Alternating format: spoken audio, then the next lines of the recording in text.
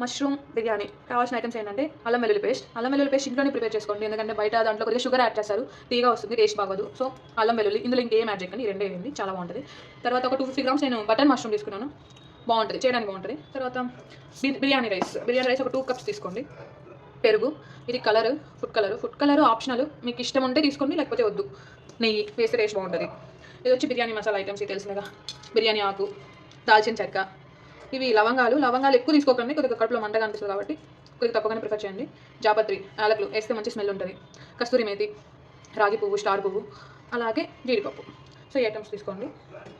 దీన్ని మరాఠీ మొగ్గ అంటారు, ఇది ఆప్షనల్. నెక్స్ట్ మనం వెజిటేబుల్స్కి వస్తే క్యాప్సికమ్, అలాగే ఒక మీడియం సైజ్ ఆనియన్ తీసుకోండి. నిమ్మకాయ తీసుకోండి. నిమ్మకాయ ఎందుకంటే మనం రైస్ కొద్దిగా పలపల రావాలి, పొడిగా రావాలి అంటే నిమ్మకాయ కనిపినా బాగా వస్తుంది అనమాట, పొడిగా. సో అందుకే నిమ్మకాయ ఆప్షనల్, మీకు కావాలంటే తీసుకోవచ్చు, లేకపోతే లేదు. కరివేపాకు, క్యారెట్, నేనైతే ఒక లార్జ్ టొమాటో, ఒక స్మాల్ టొమాటో తీసుకున్నా, మీరు మీడియం టొమాటోస్ తీసుకున్నా ఓకే. పచ్చిమిర్చి, మీరు స్పైసీ ఎక్కువ కావాలి అని అనుకుంటే ఇంకొక 5 ఎక్స్ట్రా తీసుకోండి. నార్మల్గా అయితే ఒక 5 to 6 ఆర్ ఎనఫ్. తర్వాత కొత్తిమీర, ఒక 2 కప్స్ రైస్ వేసుకోండి. సో మనము ఒక కప్ రైస్ తీసుకున్నామంటే ఇదే కప్పుతో ఒక 1.5 కప్ వాటర్ వేసుకోవాలి. సో ఫస్ట్ వాష్ చేద్దాం, బాగా వాష్ చేయండి.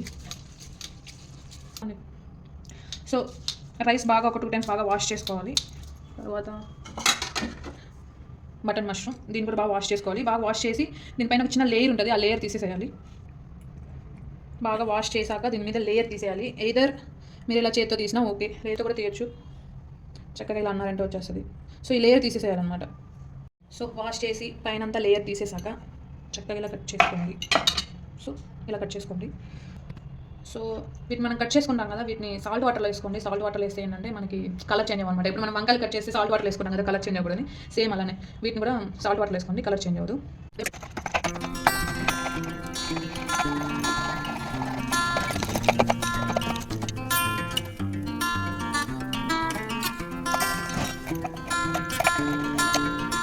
సో మనం అన్నీ కట్ చేసుకున్నాక కాస్త నెయ్యి వేసుకుందాం. ఆయిల్ కూడా, ఆయిల్ 2 tablespoons వేసుకోండి.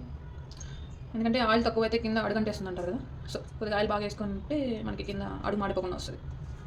సో బిర్యానీ ఆకు వేసుకోండి, మనకి ఇవన్నీ వేగాలి కాబట్టి. లవంగాలు, దాల్చిన చెక్క, స్టార్ పువ్వు, లవంగాలు, మరాఠీ మొగ్గ, జాపత్రి, రాగి పువ్వు, జీడిపప్పు, వీటన్నిటిని వేసి చక్కగా ఫ్రై చేసుకోవాలి. మరి ఎక్కువ మాడకుండా నీరంగా ఫ్రై చేసుకోవాలి. సో ఇందాక మనము సన్నగా కట్ చేసుకున్నాం కదా, ఆనియన్స్ వేసుకోవాలి. ఆనియన్స్, క్యాప్సికము, పచ్చిమిర్చి, ఈ మూడింటిని ఒకేసారి వేసుకోండి. ఎందుకంటే కొద్దిగా ఫ్రై అవ్వాలంటే కొద్దిగా టైం పడుతుంది కాబట్టి. సో ఆనియన్ కొద్దిగా తొందరగా ఫ్రై అవ్వాలంటే లైట్గా సాల్ట్ వేసుకోండి. క్యారెట్ పీసెస్ ఆల్సో, కరివేపాకు. ముందే టమాటోస్ వేసేయకండి, ఎందుకంటే ఆనియన్స్ ఫ్రై అవ్వడానికి కొద్దిగా టైం పడుతుంది కదా, ఇవి ఇంకా ఎక్కువ ఫ్రై అయిపోతాయి అనమాట. సో ఇవి కాస్త హాఫ్ ఫ్రై అయిన తర్వాత టమాటోస్ వేసుకోండి.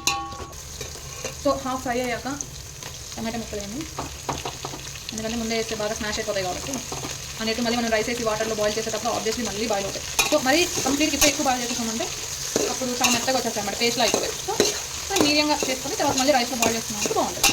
అలాగే పుదీనా, కొత్తిమీర వేసుకోండి. అలాగే మనం ఇందాక అల్లం వెల్లుల్లి పేస్ట్ చేస్తాం కదా, సో ఇది మీరు ఈ ఐటమ్స్ అన్నీ అంటే ఫ్రై చేయక ముందు కూడా వేసుకోవచ్చు, పచ్చివాసన పెట్టట్టు, లేదా ఇప్పుడు యాడ్ చేసుకునే ఏం కాదు. అల్లం వెల్లుల్లి పేస్ట్ వేసుకున్నాక కాసేపు ఫ్రై చేయండి, ఎందుకంటే అల్లం వెల్లుల్లి పేస్ట్ పచ్చివాసన రాకుండా పచ్చివాసన పోయేంత ఫ్రై చేసుకోండి. సో అల్లం వెల్లుల్లి పేస్ట్ పచ్చివాసన పోయాక కాస్త పచ్చి వేసుకోండి, మరి ఎక్కువ వేసుకోండి, లైట్ వేసుకోండి. అలాగే ధనియాలు కూడా వేసుకోండి, కారం ఒక 2 స్పూన్స్ వేసుకోండి. అలాగే కాస్త గరం మసాలా, మరి ఎక్కువ వేయకండి, లైట్గా కొద్దిగా వేయనంత. బిర్యానీ మసాలా, యాక్చువల్గా బిర్యానీ మసాలా వేస్తే టేస్ట్ చాలా బాగుంటుంది, కొద్దిగా వేసుకోండి. ఎందుకంటే ఈ మసాలాలు ఎక్కువ వేస్తే కొంతమందికి సెట్ అవుతుంది కదా, కడుపు మంటగా అనిపిస్తుంది, స్టమక్ పెయిన్ అనిపిస్తుంది కదా, తక్కువ వేసుకోండి. చక్కగా దీన్ని ఫ్రై చేసుకోండి. మీరు కొద్దిగా స్పైసీగా తినాలి అని అనుకున్నారు కాబట్టి ఇంకొక స్పూన్ 1.5 స్పూన్ కారం కూడా వేసుకోండి, అది మీ స్పైస్ లెవెల్స్ వేస్ట్ చేసుకోండి. తర్వాత మనం ఇందాక కట్ చేసుకున్నాం కదా, మష్రూమ్ వేసుకోవాలి. మష్రూమ్స్ మీరు 2 పీసెస్ అయినా చేసుకోండి, కట్ చేసుకోండి, లేదా 4 పీసెస్ అయినా చేసుకోండి. యూజువల్లీ కర్రీకి అయితే మనం 4 పీసెస్గా కట్ చేసుకుంటాం. సో బిర్యానీ కాబట్టి మీరు 2 పీసెస్గా కట్ చేసేసుకున్నాం. ఓకే.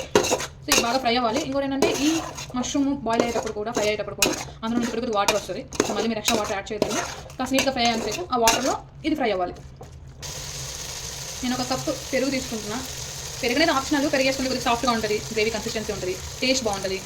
అండ్ ఎవరికైనా ఇలా మేము స్పైసీ ఫుడ్ తింటే మాకు కొద్దిగా ఇబ్బందిగా ఉంది అని అంటారు కదా, అలాంటి వాళ్ళకి ఏంటంటే అంత ఇబ్బంది ఉండదు. ఉప్పు చెక్ చేసుకోండి, కావాలంటే కొద్దిగా వేసుకోండి, లేదా వాటర్ వేసాక యాడ్ చేసుకోవచ్చు, ప్రాబ్లం ఏం లేదు. బట్ ముక్కలకి కొద్దిగా ఉప్పు పట్టాలి కాబట్టి ఉప్పు అయితే వేసుకోండి. అలాగే food colour, usually food colour అందరూ ప్రిఫర్ చేయరు. మీరు ఫుడ్ కలర్ వేసుకోవాలనుకుంటే వేసుకోండి, లేకపోతే లేదు. ఇది కంప్లీట్ ఆప్షనల్. మీరు ఇది రైస్ వాటర్ వేసాకైనా యాడ్ చేసుకొని ఒకేసారి బాయిల్ చేసుకోవచ్చు, లేదా ఇప్పుడు ఇందులో యాడ్ చేసుకొని చేసుకోవచ్చు. It's your wish. మీకు ఎలా మీరు ఎప్పుడు చేసుకోండి అప్పుడు చేసుకోండి. ఖచ్చితంగా ఇప్పుడు వేయాలని అయితే ఏం లేదు.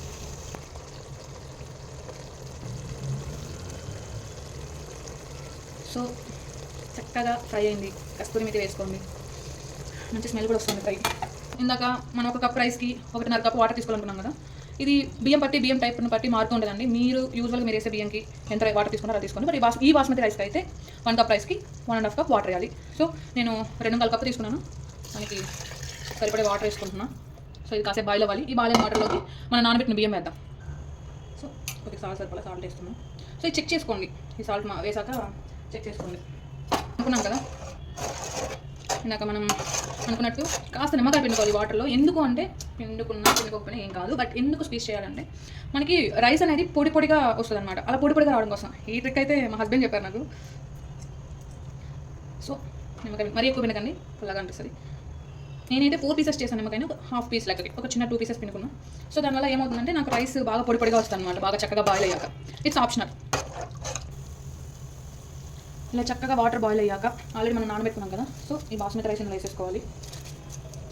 బాస్మతి రైస్ వేసేసుకున్నాక మీడియం ఫ్లేమ్లో పెట్టి బాగా ఉడికించుకోండి. ఇంకా కాసేపట్లో అయిపోతుంది అన్నప్పుడు సిమ్లో పెట్టేసేయాలి. సో మీరు బాస్మతి రైస్తో అయినా చేసుకోవచ్చు, లేదా నార్మల్ రైస్తో అయినా చేసుకోవచ్చు. బాస్మతి రైస్ ఒక 70% బాయిల్ అయిన తర్వాత, బాస్మతి రైస్ ఒక 70% బాయిల్ అయ్యాక లో ఫ్లేమ్లో పెట్టేసుకోండి. సో నేను ఇప్పుడు లో ఫ్లేమ్లో పెట్టేస్తాను, 70% బాయిల్ అయింది. సో మూత పెట్టాక ఆవిరి బయట పోకుండా ఉండడానికి ఏదైనా బరువుగా పైన పెట్టండి. నేనైతే బౌల్లో వాటర్ వేసి పెట్టాను. సో బిర్యానీ రెడీ అయిపోయింది, చక్కగా సర్వ్ చేసేసుకుందాం. ఓకే, మనకు కావాల్సిన మష్రూమ్ బిర్యానీ రెడీ అయింది. Let's eat. Thanks for watching. Please subscribe to సౌర్ NS channel. Please like, share and subscribe.